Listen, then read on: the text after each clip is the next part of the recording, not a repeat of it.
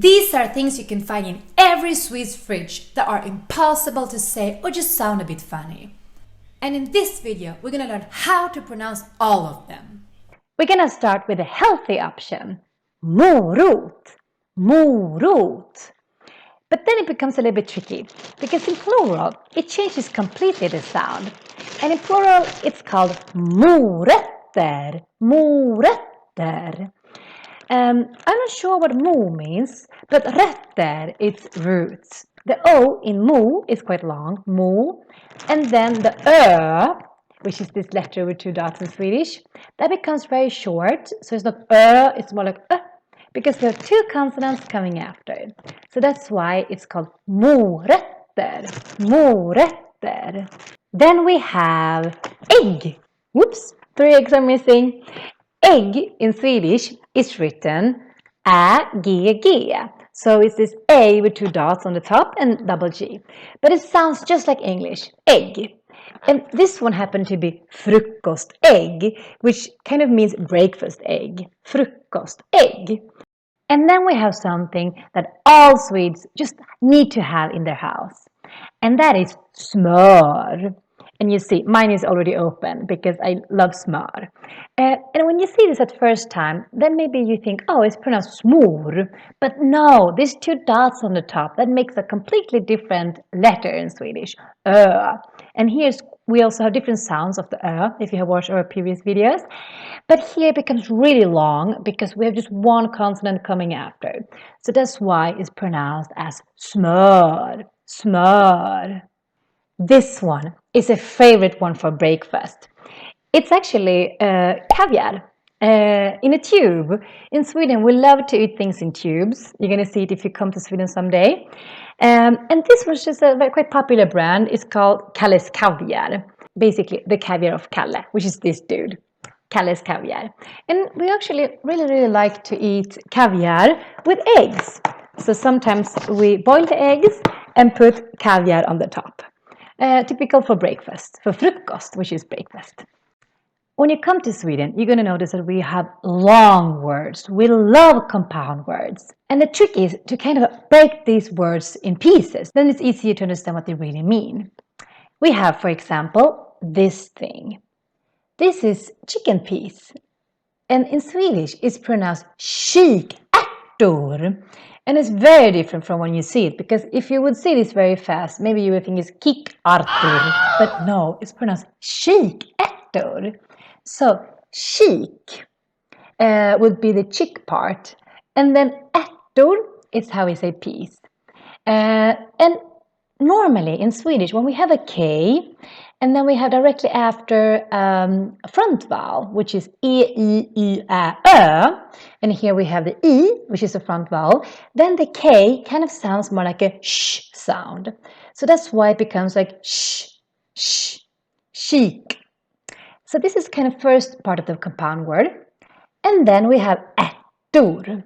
And the R in Swedish becomes a little bit soft if we have a T afterwards. So that's why it sounds not like a strong rolling R, it's more like a T sound.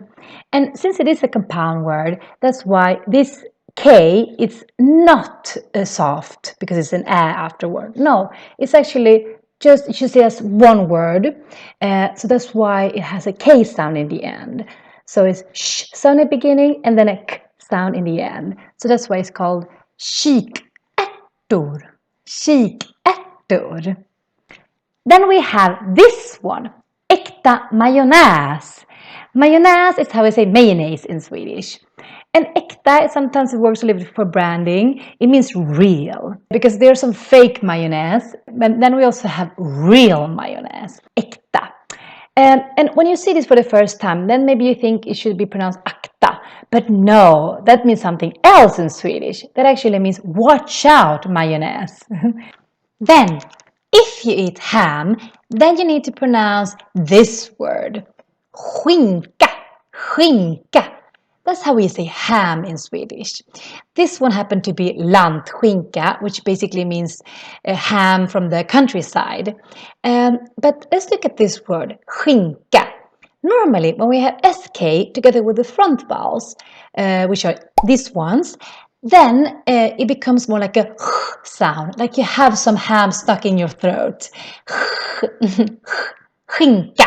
The K on the other hand sounds more like a K sound here.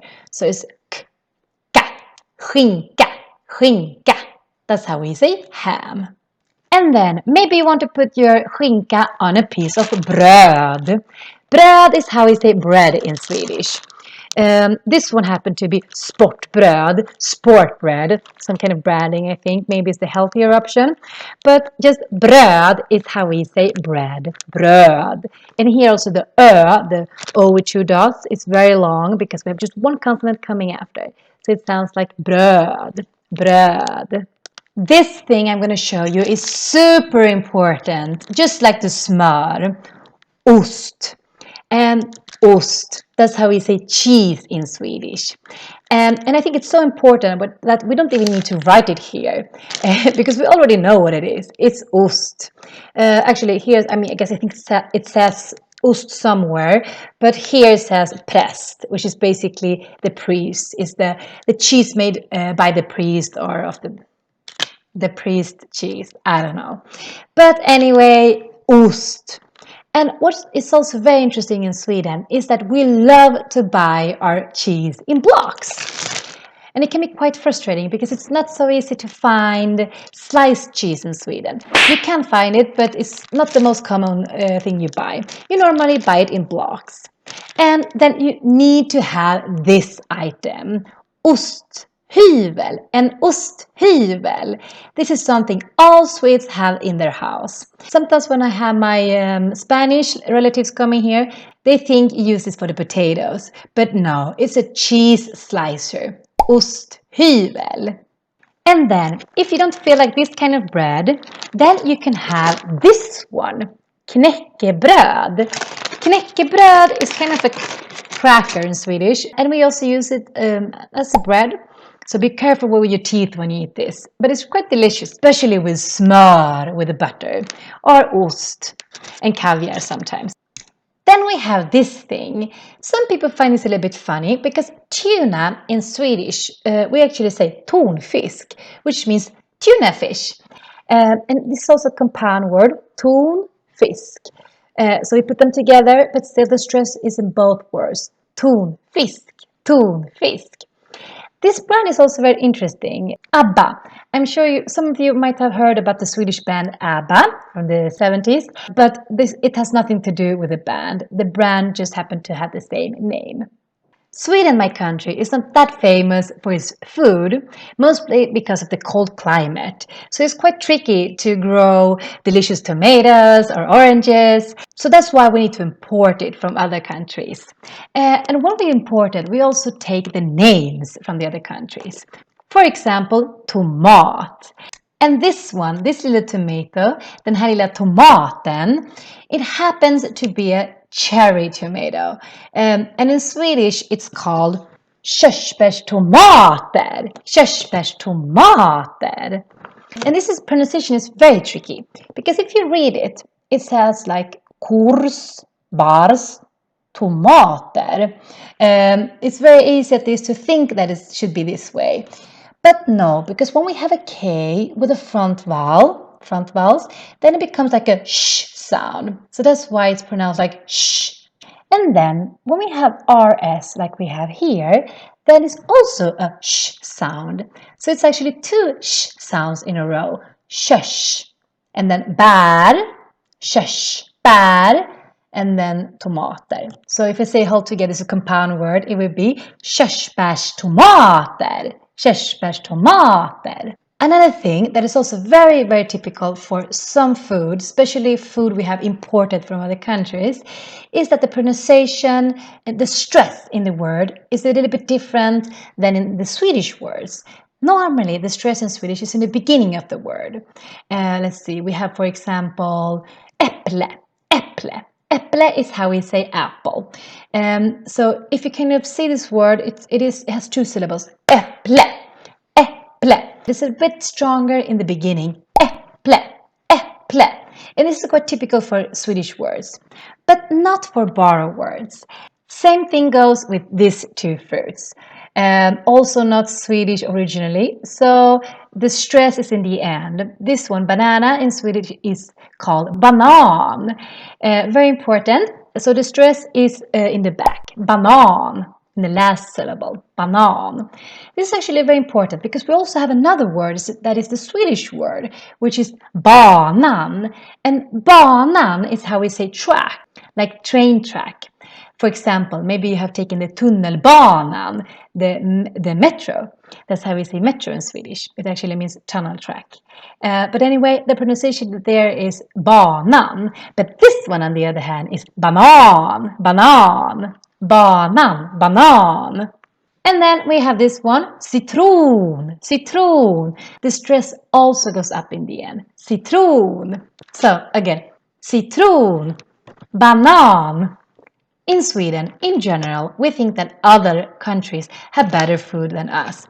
At least it's more exotic. So for special events, maybe on Fridays, we like to eat something that is not Swedish.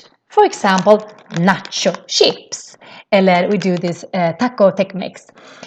So here we have nachos, but we pronounce it, of course, the Swedish way, which is quite long vowels.